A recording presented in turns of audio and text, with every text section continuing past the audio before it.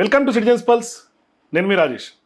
ప్రస్తుతం హైదరాబాద్ మరియు ముఖ్యంగా తెలంగాణ ప్రాంతంలో మూసీకి సంబంధించి అతిపెద్ద చర్చ జరుగుతోంది. మరోవైపు మూసీ ప్రాజెక్ట్ని ఫేజ్ 1ని పెద్ద ఎత్తున అక్కడ ఉన్నటువంటి పరివాహక ప్రజలు, అక్కడ ఉన్నటువంటి అపార్ట్మెంట్ వాసులందరూ కూడా వ్యతిరేకిస్తారు. పెద్ద ఎత్తున 10,000కు పైగా ఇల్లు డెమాలిషన్స్ చేసే దిశగా ఇవాళ తెలంగాణ ప్రభుత్వం, రేవంత్ రెడ్డి సర్కార్ గెజెట్ కూడా జారీ చేసినటువంటి నేపథ్యంలో పూటకో మాట మాట్లాడుతూ మూసీ పట్ల గందరగోళమైనటువంటి పరిస్థితిని రేవంత్ రెడ్డి ప్రభుత్వం తీసుకొస్తోంది. మరోవైపు ఇప్పటికే మూసీ ఒడ్డున మంచిరేవుల్లో భారీగా 100 అడుగుల శివాలయం నిర్మించే తలపెట్టింది. అట్లాగే దానికి సంబంధించి శంకుస్థాపనకు కూడా రేవంత్ రెడ్డి గారు ఇవాళ భూమి పూజ కూడా చేసినటువంటి నేపథ్యం మనం చూసాం. ఈ నేపథ్యంలో ఎవరు మూసీని అడ్డుకున్నా శివతాండవం మా ప్రభుత్వం చేస్తుంది అంటూ కూడా రేవంత్ రెడ్డి ఆ యొక్క మూసీ పరివాహక ప్రాంత ప్రజలకి, అట్లాగే తెలంగాణ ప్రజానికానికి, మరీ ముఖ్యంగా కొంతమంది ఎవరైతే మూసీకి సంబంధించి మాట్లాడుతున్నారో, పోరాటం చేస్తున్నారో వాళ్ళందరికీ కూడా వార్నింగ్ ఇచ్చినట్టుగానే మనం ఈ యొక్క మాటలను అర్థం చేసుకోవాలి. మరోవైపు ఇప్పటికే బీఆర్ఎస్ పార్టీ కానీ, బీజేపీ పార్టీ కానీ, ఈ రెండు పార్టీలు కూడా మూసీకి సంబంధించి కొంత అక్కడ ఉన్నటువంటి ప్రజలకు అండగా నిలబడుతున్నారు. సో అసలు మూసీకి సంబంధించి ఏం జరుగుతోంది, ఎందుకు ప్రభుత్వానికి డిపిఆర్ లేకుండా, అసెంబ్లీలో డిపిఆర్ పెట్టమని అడిగినా కూడా డిపిఆర్ కూడా పెట్టకుండా ఇవాళ ప్రభుత్వం అయితే ముందుకు వెళ్తోంది. అసలు మూసీ వ్యవహారంలో ఏం జరుగుతోంది, మరి అక్కడ ఉన్నటువంటి ప్రజలు మూసీని ఏం కోరుకుంటున్నారు? ఎందుకంటే మూసీ శుద్ధి చేయాలా, సుందరీకరణ చేయాలి, ఈ రెండిట్లో పెద్ద కన్ఫ్యూజన్ ఏర్పడినటువంటి పరిస్థితి, ప్రభుత్వానికి క్లారిటీ లేనటువంటి నేపథ్యం, చాలా ట్రాన్స్పరెంట్ లేకుండా మొత్తం సీక్రెట్గా ఆపరేషన్ మూసీని చేసుకుంటూ రేవంత్ రెడ్డి గారు అడుగులు వేస్తున్నటువంటి నేపథ్యంలో మొదటి నుంచి మూసీకి సంబంధించి ఏం కావాలి అని మాట్లాడుతున్నటువంటి గీతిక గారు, మరోవైపు ఆమె మధు పార్క్ రిడ్జ్ అపార్ట్మెంట్ వాసులు, వాళ్ళు అక్కడే ఉంటారు. ఆ యొక్క అపార్ట్మెంట్ కూడా భూసేకరణ నోటిఫికేషన్ ఇచ్చారు. తర్వాత దాని మీద కూడా అసెంబ్లీలో మాట మార్చినటువంటి నేపథ్యం ఉంది. ఇవన్నీ చూసిన తర్వాత మనం గీతిక గారు మనతో పాటు జాయిన్ అవుతున్నారు. ఆమె మొదటి నుంచి మూసీకి వ్యతిరేకంగా గలం వినిపిస్తున్నారు. మూసీకి ఏం కావాలి, ఏం వద్దు అని మూసీ ప్రజలు వద్దంటే ఆపేస్తా అంటున్నటువంటి రేవంత్ రెడ్డి గారు ఇవాళ ఎట్లా ముందుకు అడుగులు వేస్తారో మాట్లాడదాం. మనతో పాటు గీతిక గారు జాయిన్ అవుతున్నారు, డిస్కస్ చేద్దాం. మేడం నమస్తే. ఏంటి మేడం, మూసీకి సంబంధించి మీరు మొదటి నుంచి వాయిస్ వినిపిస్తున్నారు, మీరు కూడా మూసీ ఒడ్డునే ఉంటారు. నిజంగా ఇవాళ మూసీకి బ్యూటిఫికేషన్ కావాలా, లేదంటే కనుక శుద్ధి జరగాల, మీరు ఏం కోరుకుంటున్నారు? మూసీ ప్యూరిఫికేషన్ ఫస్ట్ జరగాలి. ఎందుకంటే నేను ముందు నుంచి చెప్తున్నది ఇదే, మా అపార్ట్మెంట్స్ అక్కడ ఉంటే చాలా బ్యాడ్ స్మెల్ వస్తూ ఉంటుంది అక్కడ నుంచి. సో దానివల్ల హెల్త్ ఎఫెక్ట్ అవుతున్నాయి. మనం ఇప్పుడు మూసీలో మీకు తెలిసినట్టయితే చాలా Musi is not a fresh water. So దాంట్లో చాలా నాలాస్ కలుస్తున్నాయి. హైదరాబాద్లో ప్రతి నాలా మనకి మూసీలో కలుస్తుంది. అండ్ ఫ్రెష్ వాటర్ కూడా దానికి వచ్చే పరిస్థితి కనిపించట్లేదు. దానివల్ల మస్కిటోస్ ఎక్కువైపోతున్నాయి. ఆ కంపు వల్ల హెల్త్ ఇష్యూస్ అండ్ మస్కిటోస్ వల్ల డెంగీ, మలేరియా లాంటి ఫీవర్స్ వస్తున్నాయి పిల్లలకి, పెద్దవాళ్ళకి, అందరికీ. సో మనకు ఫస్ట్ కావాల్సింది ప్యూరిఫికేషన్. బ్యూటిఫికేషన్ అనేది లేటర్ ఆన్ స్టెప్. అది ఫస్ట్ మనం ప్యూరిఫై చేస్తే మాత్రమే బ్యూటిఫై చేయగలం. ఇప్పుడు 55 కిలోమీటర్స్ ఉన్నట్టుంది, దాంట్లో 21 కిలోమీటర్స్ని ఐ థింక్ చేస్తానంటున్నారు. అంటే సగం చేసి సగం చేయకపోతే అది ఇంకా ఎక్కడి నుంచి రిజల్ట్ కనిపిస్తుంది మనకి? చేస్తే మొత్తం చేయాలి, అది ప్యూరిఫై చేయాలి. ఇప్పుడున్న ఒడ్డునున్న మొత్తం ఫ్యామిలీస్ అందరిని 1,00,000 పైన ఫ్యామిలీస్ ఉంటున్నాయి. వాళ్ళందరినీ మేము పంపించేసి మేము బ్యూటిఫై చేసి ఒక టూరిజం డెవలప్ చేస్తాము అంటే అది కరెక్ట్ కాదు. సో ఏం కోరుకుంటారు? ఇప్పుడు మీరేమో ప్యూరిఫికేషన్ అంటున్నారు, మీరు ఆల్రెడీ సఫర్ అవుతున్నారు కాబట్టి. రేవంత్ రెడ్డి గారేమో టూరిజం స్పాట్ కింద డెవలప్ చేయాలి, నైట్ ఎకానమీ అంటున్నాడు. దాని మీద భారీ స్కెచ్, బాహుబలి డిజైన్లు కూడా రెడీ చేసి పెట్టుకున్నాడు ఆయన. ఇప్పుడు నైట్ లైఫ్ అంటున్నారు. నైట్ లైఫ్ మనది హైదరాబాద్ 11 o'clockకి క్లోజ్ అయిపోతుంది. నైట్ లైఫ్ అనేది ఆయన వచ్చినప్పటి నుంచి 11కి క్లోజ్ అవుతుంది. అట్లీస్ట్ అంతకుముందు మనకి ఫుడ్ స్ట్రీట్స్, ఈట్ స్ట్రీట్స్ అని 1:30, 2 o'clock వరకు ఉండేది. సో హైదరాబాద్ అంటే ఎప్పుడైనా ఫుడ్ దొరుకుతుంది అని ఒక సేయింగ్ ఉండేది మనకి. ఇప్పుడు అది దొరకట్లేదు. నైట్ లైఫ్ అనేది వానిష్ అయిపోయింది హైదరాబాద్లో. ఉన్నదాన్ని ఆల్రెడీ వానిష్ చేసేసారు, మళ్ళీ కొత్తదాన్ని క్రియేట్ చేయడం ఎందుకు? ఒకవేళ టూరిజం డెవలప్ చేయాలి అంటే చాలా ప్లాన్స్ ఉన్నాయి. ఇప్పుడు Gachibowli side of the Hyderabad IT చాలా క్రౌడ్ ఉంటుంది. అక్కడ మీరు నైట్ లైఫ్ డెవలప్ చేయాలంటే 24/7 మార్కెట్స్ ఓపెన్ చేయండి. దానివల్ల మీకు టూరిజం డెవలప్ అవుతుంది, మీకు ఎకానమీ డెవలప్ అవుతుంది, మీకు ఎంప్లాయ్మెంట్ క్రియేట్ చేసిన వాళ్ళు అవుతారు. మీరు అక్కడ సెక్యూరిటీ, పోలీస్ రిక్రూట్మెంట్ ఎక్కువ చేసుకోవచ్చు, ఎందుకంటే సేఫ్టీ ఉండాలి కాబట్టి నైట్ టైం. సో ఇలా చేయడానికి చాలా ఉన్నాయి. అది ఇండైరెక్ట్గా అండ్ డైరెక్ట్గా మీకు ఎకానమీ బూస్ట్ కనిపిస్తుంది. 24/7 ఏదైతే ఉందో ఆల్మోస్ట్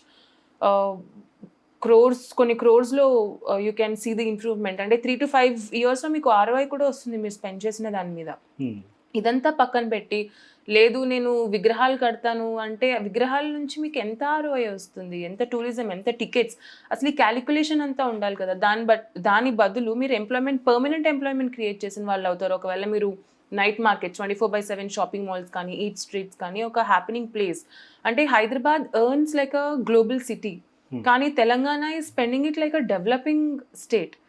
హైదరాబాద్ నుంచి మనకి మ్యాక్సిమం రెవెన్యూ వస్తుంది, అది మనం మిగిలిన వాళ్ళ దగ్గర కూడా ఉపయోగించవచ్చు, అది ఉపయోగించట్లేదు. ఒక నైట్ లైఫ్ అనే టాపిక్ని ఒకటి పడగొట్టి మేము కొత్తది తీసుకొచ్చి నైట్ లైఫ్ కడతామంటే కరెక్ట్ కాదు. ఆల్రెడీ ఉన్నదాన్ని మీరు ఫస్ట్ నైట్ లైఫ్ చేసి డెవలప్ చేసి టెస్ట్ చేయండి, దాని తర్వాత ఇఫ్ ఇట్స్ వర్కింగ్ అవుట్ మీరు మొత్తం హైదరాబాద్లో ఎక్కడైనా చేసుకోండి. కానీ అసలు నైట్ లైఫ్ ఉన్నదాన్ని మీరు అన్నట్టుగా వ్యానిష్ అయిపోయింది. ఇప్పుడు గతంలో శిల్పారావంలో మనం 24/7 నైట్ బజార్ ఉంటుండే, ఇవాళ అది ఉందో లేదో కూడా తెలియనటువంటి పరిస్థితి, ఎవరు వెళ్ళట్లేదు. ఎందుకంటే 11-12 దాటిన తర్వాత పోలీసులు తిప్పించి మరి లాఠీ చార్జీలు చేస్తున్న పరిస్థితులు ఉన్నాయి మొత్తం హైదరాబాద్ అంతా కూడా. సో ఇప్పుడు అట్లా చేసినటువంటి రేవంత్ రెడ్డి గారు ఇవాళ ఎందుకు నైట్ లైఫ్ గురించి మాట్లాడుతున్నారు?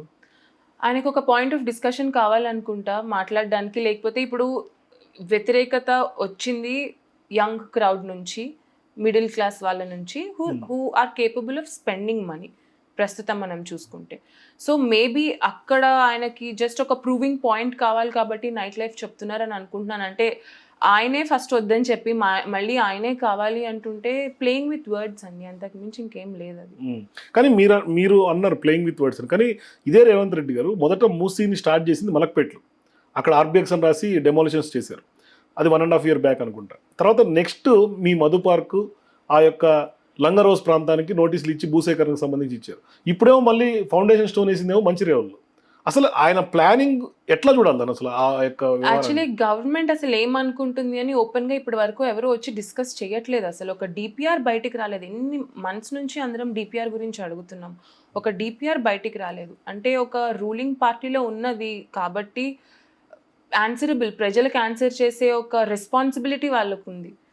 సో ఆ డిపిఆర్ని బయటకు తీసుకురండి, ప్లాన్ ఏంటని తీసుకురండి. ఒక చోట పునాది వేస్తారు, ఇంకొక చోట భూమి పూజ చేస్తారు, ఇంకొక చోట పడగొడతామంటారు, ఇది కరెక్ట్ కాదు.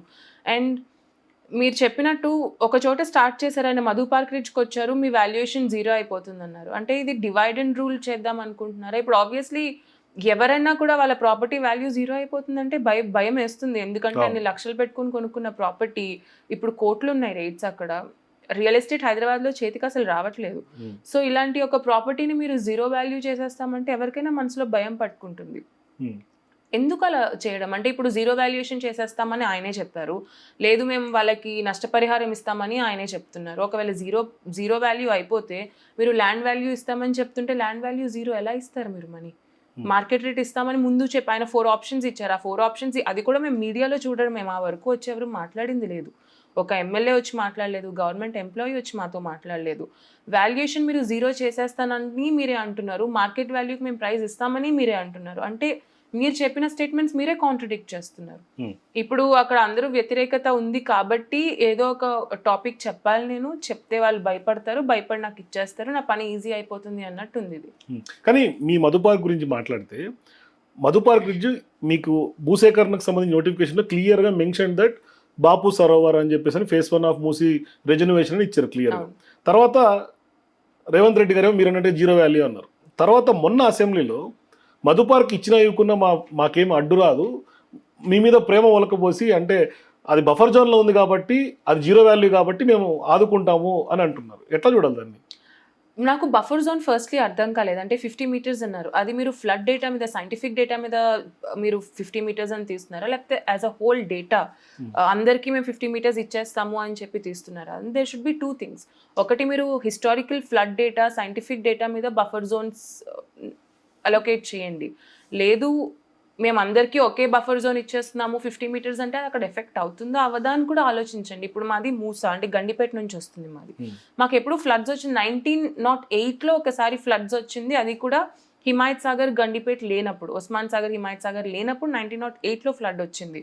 ఇప్పుడు మీరు చూసినట్టయితే ఏదైతే ఫ్లో ఉందో దానికి అపార్ట్మెంట్కి చాలా గ్యాప్ ఉంది అండ్ చాలా కిందకు ఉంటుంది. ఎంత ఫ్లడ్స్ వచ్చినా కూడా ఆ పైన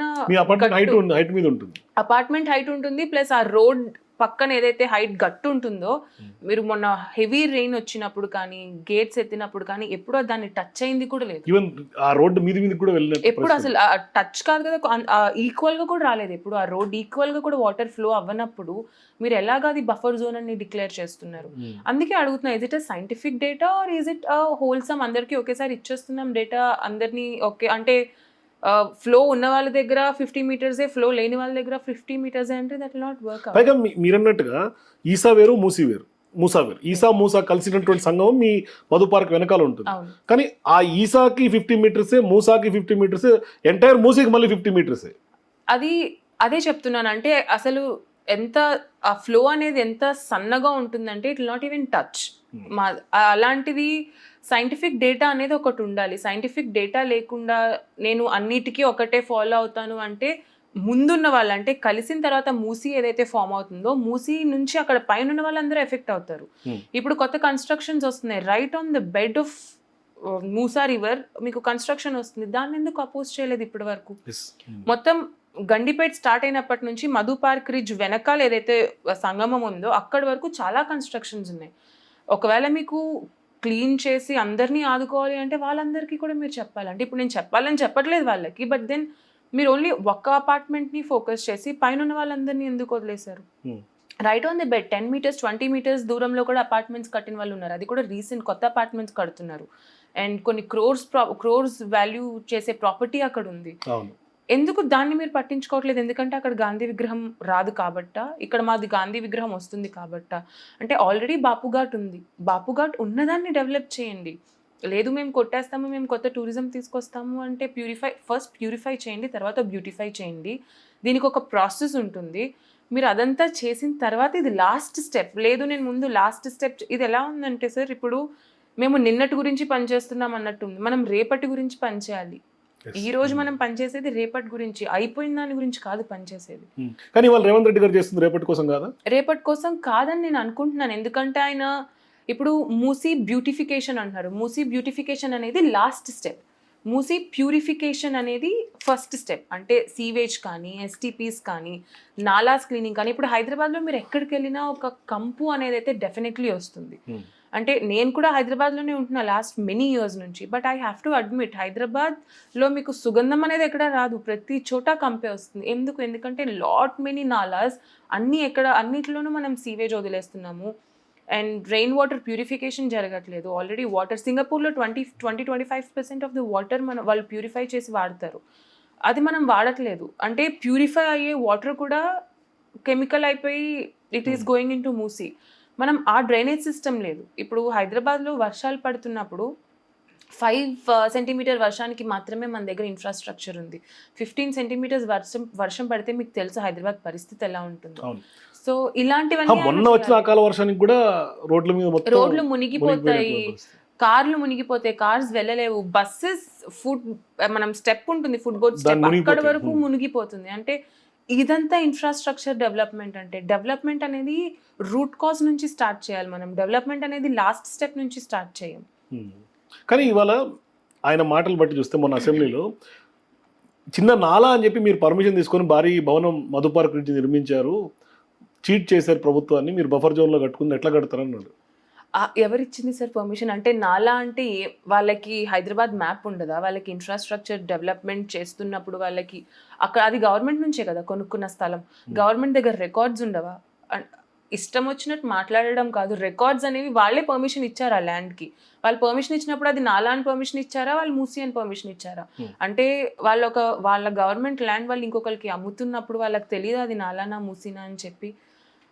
ఒకవేళ ఆయన అలాంటి స్టేట్మెంట్స్ పాస్ చేస్తుంటే, నాలా అని చెప్పి తీసుకున్నారని పాస్ చేస్తుంటే, ఐ రియలీ ఫీల్ కొంచెం ఆయనకు తెలుసుకోవాలి ఏం జరుగుతుంది గవర్నమెంట్లో, ఎలా చేస్తుంది అని చెప్పి. బికాజ్ నాలా అని చెప్పి అంటే రేపు పొద్దున్న నేను వెళ్తాను ఎక్కడో అక్కడ ఏదో అబద్ధం చెప్పి రిజిస్ట్రేషన్ చేసుకుంటే గవర్నమెంట్ ఒప్పుకున్నాక రిజిస్ట్రేషన్ చేసేస్తుంది. దానికంటూ బ్యాక్గ్రౌండ్ వెరిఫికేషన్స్ చాలా ఉంటాయి.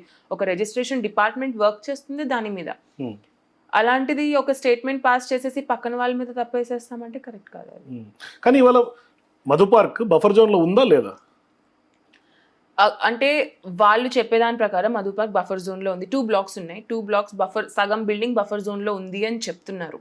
మై క్వశ్చన్ ఈజ్ అగైన్, నేను ఇందాక అడిగినట్టు buffer zone on what basis మీరు మార్క్ చేశారు? పైగా జీవోస్ కూడా 50 మీటర్స్ అనే జీవో రెట్రోస్పెక్టివ్ వర్క్ చేయదు. దాని దేర్ఫోర్ అని వస్తుంది క్లియర్గా. అవును. ఇప్పుడు సార్ ఒకటి very clear, buffer, non buffer, ముందు నాలా, తర్వాత మూసీ, ఇవన్నీ జస్ట్ ఎక్స్ప్లెనేషన్స్. అంటే ఒక డెసిషన్ తీసేసుకున్నాము, దాన్ని మేము కరెక్ట్ అని ప్రూవ్ చేసుకోవాలి కాబట్టి ఏం చేయాలి అని చెప్పి వచ్చే జస్టిఫికేషన్ ఇదంతా. రియాలిటీ కాదు అది. సో రియాలిటీ తెలియాలంటే ఏంటి రియాలిటీ ఏంటి? రియాలిటీ వాటర్ అసలు ఇప్పటి వరకు ఇన్ని ఇయర్స్లో టచ్ అయిన రియాలిటీ లేదు అక్కడ. అండ్ అక్కడ ఫ్లో లేదు. బఫర్ అంటే మీరు ముందు ఒక పార్టీని ఒకళ్ళు దూషించుకోవడం కాదు. అంటే ఒక పార్టీ వస్తుంది, ఒక జియో పాస్ చేస్తుంది, దాని తర్వాత ఇంకొక పార్టీ వస్తుంది, దాన్ని అపోజ్ చేస్తుంది. అక్కడ సఫర్ అయ్యేది కామన్ పీపుల్. ఆ కామన్ పార్టీస్ కొట్టుకొని బాగానే ఉంటాయి. రియాలిటీ ఏంటంటే ఇప్పటి వరకు ఆ ఎఫెక్ట్ అయ్యింది ఎక్కడా లేదు. అపార్ట్మెంట్స్ మేము హ్యాపీగా ఉంటున్నాము. 2004 నుంచి ఇప్పటి వరకు టచ్ అవ్వలేదు. మీరు ఓవర్ ద హిస్టారిక్ డేటా తీసుకుంటున్నారు, అప్పుడు వచ్చాయంటే అప్పుడు ఇన్ఫ్రాస్ట్రక్చర్ లేదు మన దగ్గర, ఇప్పుడు ఇన్ఫ్రాస్ట్రక్చర్ వచ్చింది.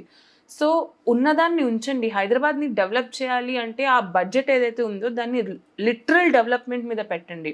పడగొట్టడానికి కాస్ట్ అవుతుంది, అది ఇంక్లూడెడ్. మళ్ళీ దాన్ని కన్స్ట్రక్ట్ చేయడానికి కాస్ట్ అవుతుంది, అది ఇంక్లూడెడ్. ఇప్పుడు మేము డిస్ప్లేస్ చేసిన తర్వాత వాళ్ళకి మేము నష్టపరిహారం ఇస్తాం, దానికి ఒక కాస్ట్ అవుతుంది.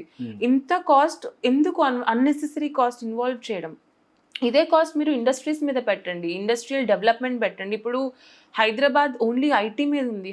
ఆ ఐటీ ఒకవేళ ఇన్ కేస్ ఐటీ ఏదైనా డూమ్ అయితే, ఒకవేళ డౌన్ఫాల్ నడిస్తే ఐటీకి మనకి రెవెన్యూ ఎక్కడి నుంచి వస్తుంది? దాన్ని లాజిస్టిక్స్ మీద పెట్టండి, మ్యానుఫ్యాక్చరింగ్ మీద పెట్టండి, ఎలక్ట్రానిక్స్ మ్యానుఫ్యాక్చరింగ్ చాలా ఉన్నాయి మనకి పెట్టడానికి. అండ్ ఇదే మనం వరంగల్, ఖమ్మం, కరీంనగర్, మేజర్ సిటీస్, నిజామాబాద్ ఏదైతే ఉంది ఇదంతా డెవలప్ చేయండి. హైదరాబాద్ మాత్రమే ప్రస్తుతం తెలంగాణలో ఉంది డెవలప్డ్గా. మీరు బయటకు వెళ్ళి చూస్తే చాలా కరువు ప్రాంతాలు ఉన్నాయి, ఇరిగేషన్స్ లేవు. ఇరిగేషన్స్ వాటర్ ఎక్కడి నుంచి వస్తుంది అంటే చాలా ఉన్నాయి డెవలప్ చేయడానికి. వాటన్నిటి మీద ఫోకస్ ఆపేసి వై ఓన్లీ హైదరాబాద్ మీద డెవలప్? అంటే understand major GDP, major revenue Hyderabad నుంచి వస్తుంది అని చెప్పి.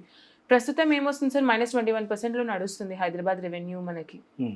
అంటే రియల్ ఎస్టేట్ పడిపోయింది హైదరాబాద్లో, మనకి రెవెన్యూ జనరేట్ అవ్వట్లేదు, బిజినెసెస్ అన్నీ ఆగిపోతున్నాయి ఇక్కడ, they are going into losses. ఇదంతా ఎందుకు? బికాజ్ ఆఫ్ మార్కెట్ లేకపోవడం వల్ల, నమ్మకం లేకపోవడం వల్ల జనాలకి గవర్నమెంట్ మీద. సో ఇదంతా ముందు అంటే ఏదైనా చేయాలి, నేను కాంగ్రెస్ గవర్నమెంట్ చేసింది అని ప్రూవ్ చేసుకోవాలి అంటే కంటికి కనిపించే డెవలప్మెంట్ చేయండి. అంటే ప్రజలు ఎక్కడైతే హ్యాపీగా ఉంటారో ఆ డెవలప్మెంట్ చేయండి. ఇప్పుడు ఈ కంపు మీరు పోగొట్టండి, ప్రజలు హ్యాపీగా ఉంటారు. నైట్ మార్కెట్ డెవలప్ చేయండి, ప్రజలు మీరు హ్యాపీగా ఉంటారు. మీరు వరంగల్, ఖమ్మం, కరీంనగర్ డెవలప్ చేయండి, అక్కడ ప్రజలు హ్యాపీగా ఉంటారు. ఇరిగేషన్స్ తీసుకురండి, రైతులు హ్యాపీ అవుతారు. ఇంకా చాలా ఉన్నాయి ఇలాంటివి తీసుకురావడానికి. అంటే రియల్గా జనాలు హ్యాపీ అయితే మీకు ఓట్స్ కూడా వస్తాయి ఫ్యూచర్లో. లేదు విగ్రహాలు కట్టుకుంటూ వెళ్తాను, రిలీజియస్ బేసిస్ మీద నేను ప్లే చేస్తాను అంటే కరెక్ట్ కాదు. కానీ మొదట బాపు విగ్రహం అన్నారు, ఎప్పుడైతే అపోజిషన్ అంటే పూర్తి స్థాయిలో పబ్లిక్ నుంచి మొదలైందో ఇప్పుడేమో మళ్ళీ 100 అడుగుల ఓంకారేశ్వర టెంపుల్, అట్లాగే 100 అడుగుల శివుడి విగ్రహం ప్రపోజల్ తీసుకొచ్చారు. 3D డిజైన్ చూస్తే నాకు తెలిసి ఒక 6 నెలలు కష్టపడితే కానీ ఆ 3D డిజైన్ రాదు, ఆ డిజైన్స్ వేయాలంటే కూడా టైం పడుతుంది. కానీ ఇంత నాన్ ట్రాన్స్పరెంట్గా ఎందుకు రేవంత్ రెడ్డి గారు మూసీ మీద ముందుకు వెళ్తున్నారు? అంటే దీని వెనకాల ఏమైనా హిడెన్ ఎజెండా బీఆర్ఎస్ పార్టీ ఆరోపణ చేస్తున్నట్టు ఏమన్నా ఉందని అనుకోవాలా? ఇప్పుడు చూస్తుంటే మాత్రం అలానే కనిపిస్తుంది సార్. ఎందుకంటే ఒక పీపుల్ ఆఫ్ హైదరాబాద్కి క్లారిటీ లేదు. ఇప్పుడు మీరు చూసినట్టయితే ల్యాండ్ రేట్స్ ఎందుకు పడిపోయాయి? రేపొద్దున ఎక్కడ ఏం లుసుగు వస్తుందో అన్న భయం వేస్తుంది. ముందు అలాంటి ప్రాబ్లం లేదు. దట్ ఈస్ వై మనకి రియల్ ఎస్టేట్ ఇంక్రీజ్ అయింది. So real estate prices increase అవ్వడం కానీ, రిజిస్ట్రేషన్స్ పెరగడం కానీ, బయట నుంచి వచ్చి కూడా ఇక్కడ రిజిస్ట్రేషన్స్ చేసుకున్న సందర్భాలు చాలా ఉన్నాయి. బయట స్టేట్స్ నుంచి వచ్చి ఇన్వెస్ట్మెంట్స్ పెట్టారు. ఇప్పుడు అదంతా స్టాప్ అయిపోయింది, మనీ రొటేషన్ స్టాప్ అయిపోయింది. ఎందుకు ఇంత స్టాప్ అయింది అంటే ప్రజలకి నమ్మకం పోయింది హైదరాబాద్ ల్యాండ్ మీద. ఇలా సడన్గా మీరు ఒకరోజు అసలు ఈ డిస్కషనే లేదు ఓంకారేశ్వర్ అని చెప్పి, సడన్గా ఒకరోజు నిద్ర లేచారు, వచ్చారు ఓంకారేశ్వర్ అన్నారు. అంటే మీకు తిరుగుబాటు వస్తుందని భయమా? లేకపోతే మీరు ఇప్పుడు చెప్పి నేను వెంటనే చేసేస్తే నాకు అటాక్ అవ్వదు, ఆర్ డిస్కషన్కి టైం పడుతుంది, ఈ లోపు నా పని అయిపోతుంది అని ఒక థాట్ ప్రాసెసా? అంటే నాకు నిజంగా అర్థం కావట్లేదు. ఇప్పుడు ఆయనకి కౌన్సిల్ ఆఫ్ మెంబర్స్ ఎవరున్నారు? ఇలాంటివన్నీ ఎవరు సజెస్ట్ చేస్తున్నారు? ఎందుకంటే మా ఎంపీ గారు చెప్పారు, ఏ పొలిటీషియన్ కూడా వాళ్ళ పేరు పోవాలనుకోరు అని చెప్పి. ఇప్పుడు ఆయనకి ఎవరైతే సజెస్ట్ చేస్తున్నారో వాళ్ళందరూ ఆయన పేరు పోగొట్టే ప్రయత్నాలే చేస్తున్నారు అక్కడ. ఇలాంటివన్నీ సడన్ గా మీరు తీసుకొస్తుంటే ఆబ్వియస్లీ ఇంకా నమ్మకమే.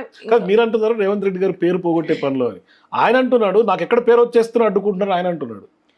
ఆయనకి ఇన్ని ఇయర్స్ అయింది ఆయన వచ్చి, ఇప్పుడు ఆయనకి అర్థం కావట్లేదు. ఆయనకి గ్రౌండ్ రియాలిటీ ఐడియా ఉండే ఉంటుంది, ఎందుకంటే ప్యానెల్ ఆఫ్ మెంబర్స్ ఉంటారు, వాళ్ళందరూ ఇన్పుట్స్ ఇస్తూనే ఉంటారు. నేను బిలీవ్ చేసేది ప్రతి ఒక్క మనిషికి, ప్రతి పార్టీకి ప్రో ఉంటుంది, నెగిటివ్ ఉంటుంది. బట్ ఇక్కడ ఏమైపోయిందంటే చాలా ఎక్కువ నెగిటివిటీ ఎక్కువైపోయింది. బికాస్ ఫస్ట్ ఆయన రావడమే హైడ్రా అని స్టార్ట్ చేశారు. కూలగొట్టడమే పనిగా పెట్టుకున్నారు ఆయన. అంతకు మించి ఇంకేం చేయట్లేదు. అంటే కూలగొట్టడం అనేది డెవలప్‌మెంట్ అయితే I don't know what to say. అది వేనే చాలా రాంగ్ వే అది. Hmm. సో ఇన్‌స్టెడ్ డెవలప్‌మెంట్ మీద ఫోకస్ చేయండి. రెవెన్యూ ఎలా జనరేట్ చేయాలి అంటే మాక్సిమం జీడీపీ తెలంగాణ జీడీపీలో మాక్సిమం కాంట్రిబ్యూషన్ హైదరాబాద్ నుంచి ఉన్నప్పుడు మీరు మొత్తం ప్రాజెక్ట్‌కి 40,000 crores ప్లస్ ఇంకా హిడెన్ చార్జెస్ చాలా ఉంటాయి. సో ఇంత మనీ మీరు ఓన్లీ హైదరాబాద్ మీద పెట్టి నేను ఓన్లీ ఇది ప్రూవ్ చేసుకుంటూ అని అంటే ఇదే మనీ మీరు డిఫరెంట్ మీద పెట్టండి. అంటే ఇప్పుడు మన టూరిజం ఉంది, టూరిజం డెవలప్ చేస్తామంటే ఓన్లీ హైదరాబాద్లోనే ఎందుకు టూరిజం డెవలప్ చేయాలి? మీరు వరంగల్లో రామప్ప టెంపుల్ ఉంది, అక్కడ డెవలప్ చేయండి. వరంగల్లో ఒక ఎయిర్పోర్ట్ తీసుకురండి. అది హెరిటేజ్ సెంటర్ కాబట్టి మీకు అక్కడ ఎయిర్పోర్ట్ వస్తుంది, టూరిజం వస్తుంది, అక్కడ ఆర్కియాలజీ డిపార్ట్మెంట్ వాళ్ళు వస్తారు. ఫారిన్ టూరిస్ట్స్కి ఇవన్నీ చాలా ఎక్కువ వింతగా కనిపిస్తాయి వాళ్ళకి ఇండియన్ కల్చర్ అనేది. అది డెవలప్ చేయండి. Hyderabad is known as city of pearls. కానీ వాళ్ళ ఓంకారేశ్వర టెంపుల్ ఆయన అద్భుతంగా నిర్మిస్తా అని చెప్పి డిజైన్ చూస్తే చాలా అద్భుతంగా కనిపిస్తుంది. ఎందుకు మరి దాన్ని కూడా అడ్డుకోవాల్సినటువంటి పరిస్థితి ఉందా? సార్ నేనేం చెప్తున్నానంటే అసలు టెంపుల్స్ ఉన్నాయి, నేను కూడా హిందూనే. సో నేను ఇప్పుడు టెంపుల్స్ ఉన్నాయి, మేము వెళ్ళి దర్శించుకుంటున్నాం. కొత్త టెంపుల్ ఎందుకు తీసుకురావడం? ఉన్న టెంపుల్స్ ఆల్రెడీ ఉన్నాయి, సరిపోతుంది. ఇన్ఫ్రాస్ట్రక్చర్ మీరు ఇంత ప్లానింగ్తో వచ్చారు. ఎక్కడ మూసీ పక్కన మూసీ తీరం ఆబ్వియస్లీ అది కూడా ఉన్నది, అది కూడా కంపే కదా. అంటే దేవుణ్ణి నువ్వు కంపు దగ్గర కూర్చోబెడుతున్నావు. అందుకని శుద్ధి చేస్తా అంటున్నాడు కదా రేవంత్ రెడ్డి. శుద్ధి చేయాలంటే మీరు ఎస్టీపీస్ సీవేజ్ పెట్టాలి కదా. అది మీరు స్టార్ట్ చేయకుండా లేదు ఇల్లు పడగొట్టి నేను శుద్ధి చేస్తానంటే అది ఎక్కడ లాజిక్? సో ఇంకొకటి అసలు విగ్రహాలు ఎందుకు? విగ్రహాల మీద మనం ఇలాంటి ఒక మటీరియలిస్టిక్ థింగ్స్ మీద మీరు క్రియేట్ చేసి ఎందుకు మనీ స్పెండ్ చేయడం? మీరు మనీ స్పెండ్ చేయాలి అంటే రియల్ బేసిస్ ఏదైతే నష్టం కలిగిస్తుందో, ఏదైతే బాధ కలిగిస్తుందో జనాలకి, వాటి మీద స్పెండ్ చేయండి. అంటే దాని చుట్టూతా బోటింగ్ అని, లేదంటే టూరిజం స్పాట్ లాగా చేయటం, లేదంటే మీ రేవంత్ రెడ్డి గారు చెప్పినట్టుగా ఫ్యామిలీతో వెళ్ళి ఈవినింగ్ డిన్నర్స్కి వెళ్ళటం, ఇదంతా దానికి ఆల్రెడీ దుర్గం చెరువు ఉంది, దుర్గం చెరువు డెవలప్ చేశారు. ఆల్రెడీ ఒక మంచి అక్కడ మనకి ఫ్లైఓవర్ ఉంది, అంతా ఉంది, అది డెవలప్ చేయండి. మనం కుకట్పల్లి సైడ్ వెళ్తే చాలా చెరువులు ఉన్నాయి సార్, చెరువుల దగ్గర బోటింగ్ పెట్టండి. లేదు నేను కొత్తది అంటే ఆల్రెడీ ఉన్నదాన్ని వదిలేసి నాకంటూ నేను ఒకటి ల్యాండ్ మార్క్ కోసం నేను క్రియేట్ చేసి పెట్టుకుంటానంటే ఇది డెవలప్మెంట్ లాగా నాకు కనిపించట్లేదు. ఇది ఎలా కనిపిస్తుందంటే మేము రూలింగ్లో ఉన్నాం కాబట్టి మాకు ఏదో ఒకటి మేము ఇలా చేసామని ఇలా చూపించుకోవాలి. ఎవరికి? ప్రజలకు కాదు. ప్రజలకి ఇవన్నీ ఫరకే పడదు అసలు. వాళ్ళకి పడేది ట్రాఫిక్, రోడ్ సరిగ్గా ఉందా లేదా, ఇవన్నీ పడితే నేను ప్రూవ్ చేసుకోవాలి. కాబట్టి నేను కొన్ని కాంట్రవర్షియల్ స్టేట్మెంట్స్ ఇద్దాం అనుకోవట్లేదు, బట్ మీరు చూపించే బడ్జెట్కి మీ ప్లాన్కి అసలు పొంతనే లేదు అక్కడ. అసలు ఓపెన్గా చెప్పండి కదా మీరు ఎక్కడ ఎంతెంత దేనికి స్పెండ్ చేస్తున్నారో ఓపెన్గా చెప్పండి. ఎందుకు అది ఓపెన్గా చెప్పట్లేదు? ఇంత అమౌంట్ ఇన్ని క్రోర్స్ దీనికి స్పెండ్ చేస్తున్నాం, ఇన్ని క్రోర్స్ దీని, అది ప్రజలు డిసైడ్ చేస్తారు అది రియాలిటీనా కాదా అని చెప్పి. నేను I strongly believe educated people పాలిటిక్స్లో ఉండడం చాలా ఇంపార్టెంట్. సో ఇప్పుడు ఎడ్యుకేటెడ్ పీపుల్ పాలిటిక్స్లో అంటే ఇప్పుడు రేవంత్ రెడ్డి గారి ప్రభుత్వంలో ఎంబీబీఎస్ చదివిన వాళ్ళు ఉన్నారు, బీటెక్లు చేసిన వాళ్ళు ఉన్నారు, చాలా మంది చదువుకున్న వాళ్ళు ఉన్నారు. కానీ ఎందుకు ఇంత మిస్టేకన్గా రాంగ్ ట్రాక్లో రేవంత్ రెడ్డి ప్రభుత్వం వెళ్తుంది అంటే? నేనేం చెప్తానంటే ఓనర్ ఎవరైతే లీడర్ సరిగ్గా ఉంటే మిగిలిన వాళ్ళ వ్యూస్ మనం వాళ్ళు యాక్సెప్ట్ చేస్తారు. ఒకవేళ వ్యూస్ ఏదైతే యాక్సెప్ట్ చేయలేని పరిస్థితి ఎప్పుడు ఉంటుందంటే హై కమిషన్ ఎవరైతే ఉంటారో, హై కమాండ్ మనది ఢిల్లీలో కూర్చొని ఉంటారో, అక్కడ టిక్ మార్క్ కానీ సైన్ కానీ రాకపోతే ఇక్కడ ఇలానే ఉంటుంది. సో ఇది నేషనల్ పార్టీ అయినప్పుడు, నేషనల్ పార్టీ రూలింగ్లోకి వచ్చినప్పుడు వాళ్ళకి ఇక్కడ గ్రౌండ్ రియాలిటీ తెలియాలి. ఎన్ని డిగ్రీస్ చేసుకున్న వాళ్ళు ఉన్నా కూడా వాళ్ళందరూ యంగ్ బ్లడ్ కాదు, వాళ్ళకి ఎంత గ్రౌండ్ రియాలిటీ తెలుసు. ఇప్పుడు ఈ యాజ్ ఆన్ టుడే మనం చూసుకుంటే ఇండియాలో ఏ పేరెంట్ నువ్వు పాలిటీషియన్ అవునా అన్న అని పంపించరు. ఎందుకంటే పాలిటిక్స్ అంటే అంత రాంగ్ ఇంప్రెషన్ వచ్చేసింది మన ఇండియాలో. పాలిటిక్స్ అంటే దోచుకోవడం, పాలిటిక్స్ అంటే చాలా ఉన్నాయి సార్. అంటే చాలా ఇఫ్ అండ్ నెగిటివిటీ చాలా ఎక్కువైపోయింది మనకి. పేరెంట్ నువ్వు ఇంజనీర్ అవుతాను, డాక్టర్ అవుతాను, ఇంకేదైనా అవ్వు అని చెప్పి అంటారు, కానీ పాలిటిక్స్కి వెళ్తానంటే వద్దంటారు. అలాంటి ఒక ఇంప్రెషన్. ఇప్పుడు మీరు అంటున్నారు కదా 33% ఉమెన్ రిజర్వేషన్ వస్తుంది. మీరు ఎడ్యుకేటెడ్ ఉమెన్, మంచి వక్త, రాజకీయాల పట్ల అవగాహన ఉంది, సమాజం పట్ల అవగాహన ఉంది, ప్రజలు ఏం కోరుకుంటారో మీకు తెలుసు. మీరు ఎందుకు రావాలనుకోవట్లేదు పాలిటిక్స్? ఎందుకంటే సార్ యాక్సెప్టెన్స్ ఉండదు అండ్ బతకనివ్వరు కూడా మనం. ఎందుకంటే 33% రిజర్వేషన్ ఇస్తున్నారు కదా ఉమెన్స్. 33% రిజర్వేషన్ ఇచ్చి నన్ను తీసుకెళ్ళి అక్కడ కూర్చోబెట్టినా కూడా నాకు ఓట్స్ వస్తాయి. అది చేంజ్ అవ్వాలి కదా. ఓట్ పర్సెంటేజ్ మీద ఉంటుంది, మీ రీచ్ ఎంత ఉంటుంది అని ఉంటుంది. మీరు ఎంత కాంట్రవర్సీ క్రియేట్ చేస్తున్నారు, మీరు ఎంత అపోజిషన్ పార్టీని దూషిస్తున్నారు, ఇవన్నీ ఉంటాయి. అంటే మీరు కాంట్రవర్షియల్ స్టేట్మెంట్ చేయకపోతే you can't be a politician. అంటే గీతిక కలుకూరి ఎమ్మెల్యే అని పెట్టుకోవద్దా? నాకు ఉంటుంది పెట్టుకోవాలని చెప్పి, కానీ అది యాక్సెప్ట్ చేయరు. ఎందుకంటే ఒకటి, ఎమ్మెల్యే అవ్వాలంటే మనకి ఓట్స్ కావాలి. ఓట్స్ కావాలంటే ప్రస్తుతం ఉన్న జనాలు కూడా, నేను ఇంక్లూడింగ్ మీ, ఏమైపోయిందంటే ఎడ్యుకేటెడ్ పర్సన్కి ఓట్ వేస్తాం, కాకపోతే ఫేస్ కనిపించినంత వరకు ఓట్ వేయరు సార్. ఫేస్ ఎప్పుడు కనిపిస్తుంది? ఎడ్యుకేటెడ్ పీపుల్కి మాత్రమే ఫేస్ కనిపిస్తుంది. ఇప్పుడు మీరు కొంచెం మన ఎవరైతే స్కీమ్స్ ఇవన్నీ ఉంటాయి వాళ్ళు తీసుకుంటూ ఉంటారు, పెన్షన్స్ తీసుకుంటూ ఉంటారు, వాళ్ళకి ఇవన్నీ అవసరం లేదు. సో వాళ్ళు మనకి ఓట్స్ వేయరు. సో ఒక పాలిటిక్స్ అంటే ఎలా అయిపోయిందంటే కాంట్రవర్సీ క్రియేట్ చేయాలి, దాని తర్వాత మనం కనిపించాలి, ఒకరినొకరు తిట్టుకుంటూ ఉండాలి, వెళ్ళి మైకుల ముందు అసెంబ్లీలో తిట్టుకుంటూ. అంటే అసెంబ్లీ సమావేశాలు ప్రజల డబ్బులతో అవుతున్నాయి. ఎంతవరకు అది సద్వినియోగం చేస్తున్నారు వాళ్ళు? అసలు మైక్స్ ఆఫ్ చేసేస్తారు ఏమన్నా మాట్లాడితే, లేకపోతే ఒకరినొకరు తిట్టుకోవడానికే సరిపోతుంది అసెంబ్లీ సమావేశాల్లో సగం టైం. ప్రొడక్టివ్ డిస్కషన్ అనేది సమావేశాల్లో ఎంతసేపు జరుగుతుంది అక్కడ? ఇదంతా ఓవరాల్ సిస్టమ్ మారాలి. ఇప్పుడు రేపొద్దున నేను పాలిటిక్స్లోకి ఎంటర్ అయిపోతాను, నాకు ఓట్ వేసేయండి అంటే ఎవరు వేయరు, నా మాట వినరు ఎవరు. ఇప్పుడు నేను చాలామంది అంటూ ఉంటారు, నా ఇంటి దగ్గరకు వచ్చింది కాబట్టి నేను మాట్లాడుతున్నాను. ఎందుకంటే ఆబ్వియస్లీ ఇప్పుడు నా ఇంటి దగ్గరకు వచ్చింది, నాకు ఛాన్స్ ఉంది కాబట్టి మాట్లాడుతున్నాను. అదర్వైజ్ ఎంతమంది మీడియా వాళ్ళు నా దగ్గరకు వచ్చి, నాలాంటి చాలామంది దగ్గరకు వచ్చి మీరు ఏమనుకుంటున్నారు, మీరు హ్యాపీగా ఉన్నారా, what else do you want, మీకు డెవలప్మెంట్ ఏం కావాలి అని క్వశ్చన్ చేయరు ఎవరు. ఇష్యూ ఉంటే ఇదంతా ఒక సైకిల్. ప్రతి ఒక్కరికి రెవెన్యూ కావాలి, ప్రతి ఒక్కరికి ఒక మ్యాటర్ కావాలి. కాబట్టి కానీ ఇప్పుడు రెవెన్యూ కావాలంటే రేవంత్ రెడ్డి గారు చెప్తున్నటువంటి డెవలప్మెంట్ మూసీ మీద జరిగితే రెవెన్యూ జనరేషన్ కాదంటారా? మూసీ మీద మీరు పెట్టి డెవలప్ చేస్తున్నారు, దాని బదులు ఆల్రెడీ ఉన్నది డెవలప్ చేయండి అని. అంటే నా దగ్గర ఒక డేటా పాయింట్స్ ఉన్నాయి, నేను జస్ట్ చెప్తాను, అది ఒక నిమిషం. తెలంగాణ జీడిపి 17.8 lakh crores ఉంది. దాంట్లో 54% ఆఫ్ తెలంగాణ జీడిపి హైదరాబాద్ నుంచి వస్తుంది. సో మీరు నైట్ లైఫ్ డెవలప్ చేస్తే యాన్యువల్ ఎకానమీ అంటే 10 lakh crores ఏదైతే ఉందో అది గవర్నమెంట్, మీరు 80,000 crores హైదరాబాద్లో స్పెండ్ చేస్తామంటున్నారు. దాన్ని మీరు ఇంకొక దగ్గర తీసుకెళ్ళి పెట్టండి. ప్లస్ మీరు చాలా ఇంకా ఉన్నాయి సార్. అంటే ఇప్పుడు హైదరాబాద్ టూరిజం డెవలప్ చేయాలి అంటే మెట్రో ఉంది, మెట్రో కనెక్టివిటీ పెంచండి, మనకి MMTS ఉంటుంది, దాని కనెక్టివిటీ పెంచండి. ఇదంతా మీకు ఏమవుతుంది, ఎంప్లాయ్మెంట్ క్రియేట్ అవుతుంది, దాన్ని బట్టి మీకు రెవెన్యూ వస్తుంది, మీకు ట్యాక్సెస్ కడతారు. మీరు నైట్ లైఫ్ డెవలప్ చేస్తే మీకు ఉంటాయి కదా పాలసీస్ ఉంటాయి, మీకు ఫుడ్ లైసెన్స్ ఉంటుంది ఆర్ ఎక్సెట్రా, GST ఎక్కువ వస్తుంది. సో అక్కడ నుంచి, సో నేను యాక్చువల్లీ రీసెర్చ్ చేసినప్పుడు మీరు 5 to 10 జోన్స్లో 24/7 ఆపరేట్ చేస్తే 50,000 to 1 lakh జాబ్స్ క్రియేట్ అవుతాయి. సో అప్పుడు మీకు రెవెన్యూ అక్కడి నుంచి వస్తుంది, వాళ్ళు GST కడతారు కాబట్టి. కమర్షియల్ లైసెన్స్ కానీ టూరిజం లైసెన్స్ ఇవన్నీ ఏదైతే ఉంటుందో అక్కడ నుంచి. సో 10 to 15% అక్కడ మీకు రెవెన్యూ నైట్ ఎకానమీ నుంచి డెవలప్ అవుతుంది. అంటే వితౌట్ యూ స్పెండింగ్ ఎనీథింగ్, మీరు డబ్బులు ఖర్చు పెట్టకుండా ఆటోమేటిక్గా మీకు 10 to 15% రెవెన్యూ అక్కడ నుంచి డెవలప్ అవుతుంది. మీరు డబ్బులు పెట్టి నేను కొత్తది డెవలప్ చేస్తానంటే అది ఎన్ని ఇయర్స్ అవుతుంది, అది కంప్లీట్ అవ్వడానికి ఎన్ని ఇయర్స్ అవుతుంది, అది మనకి తెలియదు. ప్లస్ ఇంకొకటి, మనకి అడిషనల్ నైట్ లైసెన్స్ తీసుకుంటే 50 to 100 crores నీకు నైట్ లైసెన్స్ నుంచి వస్తుంది. GST అండ్ సేల్స్ ట్యాక్సెస్ నుంచి 5 to 10% ఎక్స్ట్రా వస్తుంది. And river front tourism, already ఉన్న రివర్ ఫ్రంట్ టూరిజం డెవలప్ చేస్తే 50 to 100 crores అక్కడి నుంచి మీకు రెవెన్యూ వస్తుంది. అండ్ అది ఇండైరెక్ట్గా ఆర్ డైరెక్ట్గా మీకు అరౌండ్ ఓవరాల్ ఫిగర్ చేసుకుంటే డైరెక్ట్ రెవెన్యూ మీకు 570 నుంచి 1000 crores పర్ ఇయర్ జనరేట్ అవుతుంది. ఇండైరెక్ట్ రెవెన్యూ మీకు 800 నుంచి 1500 crore పర్ ఇయర్ జనరేట్ అవుతుంది. సో అంటే 3 to 5 yearsలో మీరు ఎఫిషియెంట్గా you can get back almost 20 to 30% of the ROI మీకు వస్తుంది. 3 to 5 yearsలో ఎఫిషియెంట్గా మీరు స్పెండ్ చేయకుండానే మీకు డబ్బులు వస్తున్నాయి. ఇంత స్కోప్ ఉన్నప్పుడు నేను ఇన్ని వేల కోట్లు పెట్టి పడగొట్టి మళ్ళీ కడతానంటే మీకు ఎన్ని ఇయర్స్, మీరు ఎన్ని ఇయర్స్, 5 years టెన్యూర్, 5 years టెన్యూర్లో ఆల్రెడీ సగం అయిపోయింది. మీకు ఫ్యూచర్లో ఉంటుందా అసలు, నెక్స్ట్ మీ కాంగ్రెస్ పార్టీ వస్తుందా లేదా అని నమ్మకం లేదు.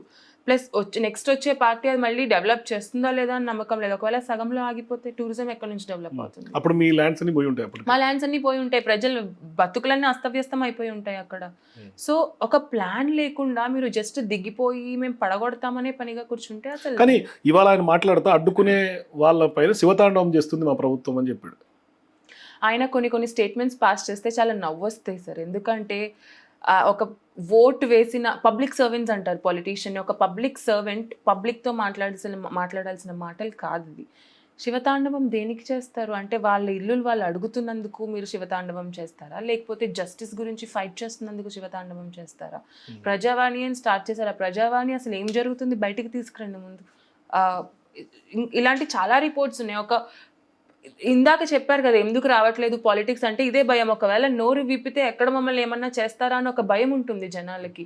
అందుకని నోరు విప్పకుండా సైలెంట్ గా ఇంట్లో నచ్చినా నచ్చకపోయినా ఇంట్లో కూర్చుని వాళ్ళ లైఫ్ వాళ్ళు చూసుకుంటున్నారు. అంటే ఒక క్వశ్చన్ చేస్తే ఒక అథారిటీ ఉంది కాబట్టి నోటికి ఇష్టం వచ్చింది కానీ అట్లా కూడా చేసుకొని ఇస్తలేరు కదా ఇప్పుడు రేవంత్ రెడ్డి ప్రభుత్వం. ఎందుకంటే ఇప్పుడు మూసీ బెడ్లో 1,00,000 ఇల్లులు, అక్కడ పరిగి దగ్గర పోతే 1,200 ఎకరాలు, ఇంకో దగ్గర పోతే 1,248, ఇటు ఫ్యూచర్ సిటీ, అటు ఆదిలాబాద్ మంచిర్యాలలో ఇంకొక ల్యాండ్ ఎక్విజిషన్, అంటే మొత్తం తెలంగాణలో ఉన్నటువంటి భూములన్నీ కూడా తీసుకొని డెవలప్మెంట్ పేరు కార్డు వాడుతూ జస్ట్ డెవలప్మెంట్ కార్డు వాడుతున్నారు. ఇది రియల్ ఎస్టేట్ ఏమంటారంటే అందరూ అపోజిషన్ చెప్పినట్టు ఇది రియల్ ఎస్టేట్ మాఫియా అంటున్నారు వాళ్ళు. బట్ దెన్ వై, ఎందుకు మీరు డెవలప్మెంట్ ల్యాండ్స్ అంతా తీసుకోవడం దేనికి? రేవంత్ రెడ్డి గారు కూర్చుని ఆలోచిస్తే ఆయనకు అర్థమవుతుంది ల్యాండ్ లేకుండా కూడా ఉన్న దాంతో మనం డెవలప్ చేయొచ్చు. ఇప్పుడు వరంగల్, కరీంనగర్, ఖమ్మం, నిజామాబాద్ ఇంకా చాలా స్టేట్స్ ఉన్నాయి. మిగిలిన స్టేట్స్లో ఒక ఎయిర్పోర్ట్ కంటే ఎక్కువ ఎయిర్పోర్ట్స్ ఉన్నాయి. మనకి ఎన్ని ఎయిర్పోర్ట్స్ ఉన్నాయి ఇక్కడ? మీరు ఫారెన్ టూరిస్ట్స్ని ఎలా అట్రాక్ట్ చేస్తున్నారు? ఈ రియల్ ఎస్టేట్ అనే ఒక టాపిక్ పక్కన పెట్టేసి, ల్యాండ్ అక్విజిషన్ అనే టాపిక్ని మీరు పక్కన పెట్టేసి కూడా వర్క్ చేయొచ్చు. అలా పక్కన పెట్టేసి కూడా డెవలప్. ఫ్యూచర్ సిటీ ఏమైంది ఇప్పటి వరకు? ఎక్కడి వరకు వచ్చింది? మొత్తం ఇంత టైట్ ప్యాక్డ్ అయిపోయింది. గచ్చిబౌలి, మాదాపూర్, కొండాపూర్, ఇదంతా పక్కన పెట్టండి. Right in front of our eyes కనిపిస్తుంది. కానీ ఎందుకండి మీరు అన్నట్టుగా ఫ్యూచర్ సిటీ అన్నారు. ఫ్యూచర్ సిటీ ఒక 6 నెలలు పట్టుకుంటాడు, తర్వాత మూసి ఒక 6 నెలలు పట్టుకుంటాడు. ఆర్బీఎక్స్ని అప్పట్లో మలకపేటలో 1.5 year బ్యాక్ కూల్ చేశారు. తర్వాత హైడ్రో ఒక 6 నెలలకు వస్తుంది, ఇంకోసారి చెరువులు ఒక 6 నెలలకు వస్తుంది. ఎందుకు ఇట్లా 6 months ఎజెండాతో రేవంత్ రెడ్డి గారు ఎందుకు వెళ్తున్నారు? సోషల్ మీడియాలో ట్రెండింగ్ ఉండాలి కదా, అందుకని చెప్పి కొత్త టాపిక్ వస్తుంది, కొత్త టాపిక్ తీసుకొచ్చి ట్రెండింగ్ అవుతారు, అది అయిపోతుంది. Negative publicity are positive publicity, any type of publicity is a publicity అంటారు డిజిటల్ మార్కెటింగ్ లాంగ్వేజ్లో. సో 5 to 6 months ఒక్కొక్క దాన్ని పట్టుకునేది ఎందుకంటే ఆ టాక్ అనేది మార్కెట్లో ఉంటుంది. నా గురించి, నా పేరు అందరూ 10 మంది మాట్లాడుకుంటారు అని చెప్పి. ఇప్పుడు ఏం ఫరక్ పడుతుంది సార్? ఇప్పుడు any sort of publicity is a publicity అన్నప్పుడు ఒక పొలిటీషియన్కి, ఆ పదవిలో ఉన్న వాళ్ళకి ప్రతి ఒక్కరి నోట్లో ఉండాలి. లేదు నేను ఉండను, సైలెంట్గా కూర్చుని ఉంటాను అంటే ఎవరికి తెలియదు ఆయన ఏం చేస్తున్నాడు. సో అది ఒక వాళ్ళ స్ట్రాటజీ అయి ఉంటుంది. కానీ ఇప్పుడు మీరు మూసీని అడ్డుకుంటున్నారా? మీకు మూసీ శుద్ధి కావాలా? ఎందుకంటే ఆయన అన్నట్టుగా వద్దు అని అక్కడ ఉన్నటువంటి ప్రజలు కోరుకుంటే నేను విత్డ్రా చేసుకుంటా అని మొన్నటి పవర్ పాయింట్ డెవలప్మెంట్ వద్దు అని ఎవ్వరూ చెప్పలేదు ఇప్పటి వరకు. లాస్ట్ 2 months నుంచి మూసీ డెవలప్మెంట్ వద్దని ఎవ్వరూ చెప్పలేదు. ప్రతి ఒక్కరికి మూసీ డెవలప్మెంట్, మూసీ ప్యూరిఫికేషన్ కావాలి. 2.5 నుంచి మనకి Godavari water or any fresh water వచ్చినప్పుడు అసలు మనకి మూసీలో కెమికల్స్, మనం పీలుస్తుంది కెమికల్స్, వాటర్ కాదు. సో అది క్లీన్ చేయాలి. ప్రతి ఒక్కరికి freshness, cleanness and Musi development అనేది ఎంటైర్ హైదరాబాద్ కోరుకుంటుంది. కానీ ప్రజలు కోరుకునేది ఏంటంటే ఈ ప్యూరిఫికేషన్ పేరు మీద బ్యూటిఫై చేసి మేము పడగొడతామంటే వద్దు, డిస్ప్లేస్ చేస్తామంటే వద్దు అని మాత్రమే కోరుకుంటున్నారు. ఇది మల్టిపుల్ ఫోరమ్స్లో మల్టిపుల్ పీపుల్ చెప్పారు. ఇది we are not against. Revanth Reddy గారికి అర్థం కావట్లేదు, ఇప్పటికి కూడా పదే అడ్డుకుంటున్నారు. ఎవరు అడ్డుకుంటున్నారు? ఎవరు వచ్చి మాతో మాట్లాడారు ఆయనకు అర్థం కావడానికి? ఆయనకు అసలు ఏం అర్థం అవుతుందో, ఎవరు వెళ్ళి ఆయనకి స్టేట్మెంట్స్ ఇస్తున్నారో, అసలు ఆయన ఏం చూసి అలాంటి మాటలు మాట్లాడుతున్నారో తెలియదు. ఈ రోజు వరకు మేం వెళ్ళి కాంగ్రెస్ వాళ్ళతో మాట్లాడడానికి ట్రై చేసిన చాలా సిచ్యువేషన్స్ ఉన్నాయి. వాళ్ళు మా దగ్గరకు వచ్చి మాట్లాడిన ఒక్క సిచ్యువేషన్ లేదు. I always say one thing, ruling పార్టీలో ఉన్న వాళ్ళు ఎప్పుడు ప్రజల దగ్గరికి రారు. ప్రజల దగ్గరకు వచ్చేది ఎప్పుడు అపోజిషన్ పార్టీ మాత్రమే. వాళ్ళు అపోజిషన్ పార్టీ వాళ్ళు ఎందుకు వస్తున్నారు? దేల్ను మాకు మా బెనిఫిట్ కోసం మేము వాళ్ళ దగ్గరికి వెళ్తున్నాం. మేము గవర్నమెంట్ దగ్గరికి వెళ్దామని చాలా ప్రయత్నాలు చేసాం, వాళ్ళతో మాట్లాడదాం, అసలు ఏం జరుగుతుంది, ఫస్ట్ హ్యాండ్ ఇన్ఫర్మేషన్ తెలుసుకుందామని చాలా ప్రయత్నం చేసాం. ఇప్పటి వరకు వాళ్ళ నోట్ నుంచి ఒక స్టేట్మెంట్ రాలేదు, వాళ్ళు మమ్మల్ని కలిసింది లేదు. మేము చూసింది సోషల్ మీడియాలోనే చూస్తున్నాం, వాళ్ళు చూసింది సోషల్ మీడియాలోనే చూస్తున్నారు. ఆ న్యూస్ పేపర్ ఆర్టికల్స్ కానీ న్యూస్ ఛానల్స్లో కానీ ఇలానే చూస్తున్నారు. దీని బదులు 1-on-1 కూర్చొని డిస్కస్ ఎందుకు కన్సల్టేషన్స్ ఎందుకు చేయలేకపోతున్నారు రేవంత్ రెడ్డి ప్రభుత్వం? అసలు ఫస్ట్ ఇలాంటి డెసిషన్ తీసుకున్నప్పుడు వచ్చి 1-on-1 మాట్లాడి డెసిషన్ తీసుకోవాలి. అది తీసుకోలేదు. ఎందుకంటే మేబీ వాళ్ళకు కూడా తెలుసు వాళ్ళు చేస్తున్నది తప్పు అని చెప్పి. ఒకవేళ వాళ్ళు చేస్తున్నది తప్పు కాబట్టి వాళ్ళు రారు. అండ్ ఇంకొకటి, ధైర్యం సరిపోవట్లేదేమో సార్ వాళ్ళు మా దగ్గరికి రావడానికి. మా ఎమ్మెల్యే ఇప్పటి వరకు రాలేదు మమ్మల్ని కలవడానికి.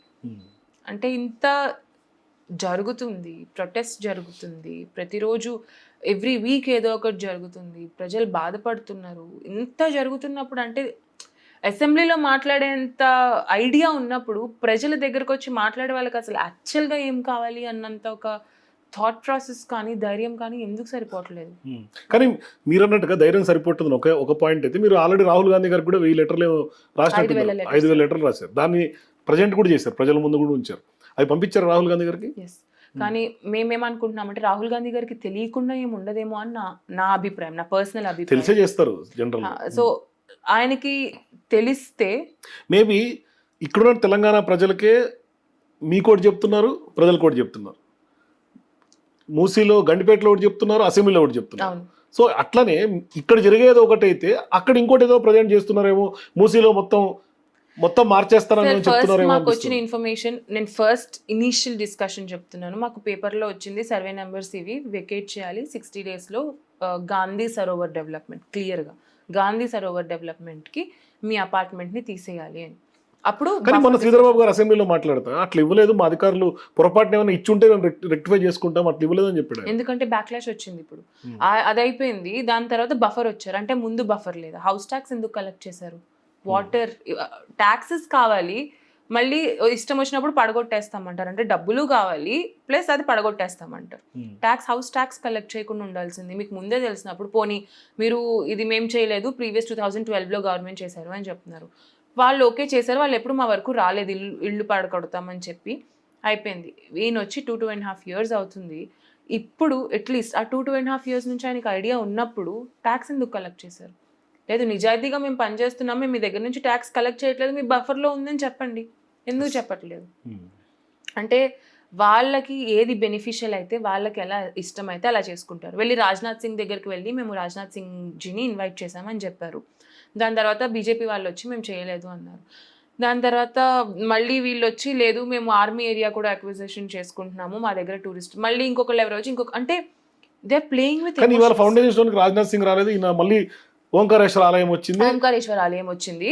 ఈ రోజు ఆయన చేయాల్సింది ఇది, కానీ ఆయన ప్లాన్ సడన్ గా చేంజ్ అయిపోయింది. బయటికి చెప్పలేదు అసలు ఆయన ప్లాన్ ఏంటో. సడన్ గా వెళ్ళి ఓంకారేశ్వర్ అంటే ఇప్పుడు ఏమనుకుంటున్నారు, మేము రిలీజియస్ మీద పడితే మాకు రిలీజియస్ ఓట్స్ కూడా వస్తాయి, ప్లస్ రిలీజియన్ గురించి మాట్లాడితే ఎవరు వ్యతిరేకత ఉండదు అని ఒక పాయింట్ మీద వెళ్ళి గుడి, చర్చ్, మాస్క్, గురుద్వారా అంటే ఉన్న రిలీజియన్స్ అన్నిటినీ కవర్ చేస్తున్నారు. ఎందుకంటే వ్యతిరేకత రాదు, డబ్బులు కూడా అక్కడ స్పెండ్ చేయొచ్చు, ప్లస్ మాకు కూడా ఎంతో కొంత ఉంటుంది అన్న ఒక థాట్ ప్రాసెస్లో వాళ్ళు వెళ్తున్నారు, which is not absolutely rubbish అండి ఇది. సో ప్రజల ఎమోషన్స్తో ఆడుకోవడం ఇస్ అట్టర్ వేస్ట్. డెవలప్మెంట్ అనేది డెవలప్ చేయండి, రూట్ కాజ్ నుంచి డెవలప్ చేయండి. దాని తర్వాత మీరు beautification is the last step, cleaning is the first step. Sewage కానీ ఎస్టీపీస్ కానీ మనం గ్యాసెస్ పీలుస్తున్నాం మనం, అంటే 22nd ర్యాంక్ ఉన్నట్టుంది పొల్యూటెడ్ రివర్ లిస్ట్లో మన మూసీది.